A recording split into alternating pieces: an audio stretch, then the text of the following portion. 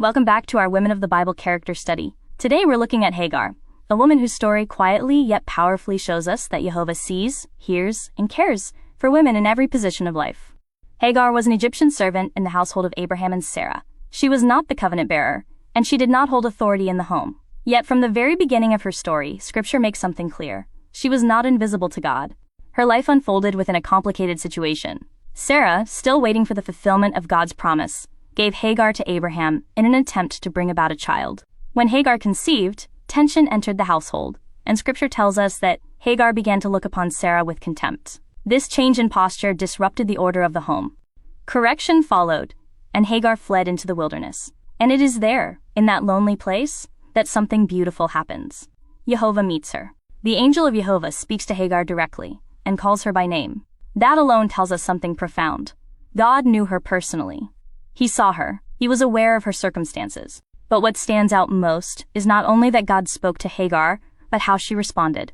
Yehovah instructed her to return and submit to Sarah. That instruction required humility. It required trust. It required faith. And Hagar obeyed.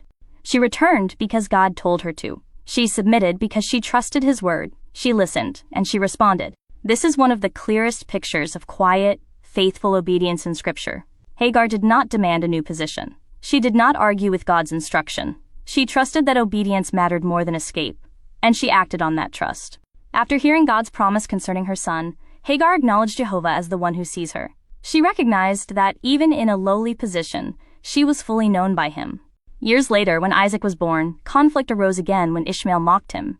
Sarah recognized a real threat to her son and to the covenant inheritance. This was not something trivial. Yehovah affirmed her discernment and instructed Abraham to listen to her. Hagar and Ishmael were sent away, but they were not abandoned. When they were in distress in the wilderness, God heard the voice of the child. He opened Hagar's eyes to provision. He preserved Ishmael's life and remained faithful to what He had spoken. Later in Scripture, we see that Ishmael stood alongside Isaac to bury their father Abraham. This shows that while covenant distinction remained, the family connection was not erased. When we step back and look at Hagar's life, we see something deeply consistent with what we've already seen in women like Deborah and Ja'el. Deborah led openly, guiding a nation with wisdom and obedience. Ja'el acted decisively in a moment that required courage. Hagar walked faithfully in humility, listening and responding when God spoke. Different roles, different responsibilities. The same God who sees, values, and works through women in every place.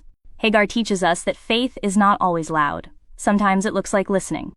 Sometimes it looks like returning. Sometimes it looks like trusting God's instruction, even when the path is difficult. Her story reminds us that Yehovah's care is not based on status. His attention is not reserved for those in prominent positions. He sees women in every place, in leadership, in service, in quiet obedience, and in hardship. Hagar stands as a testimony that no woman is overlooked by God, and that true worth in His kingdom is found not in elevation over others, but in faithful obedience to Him.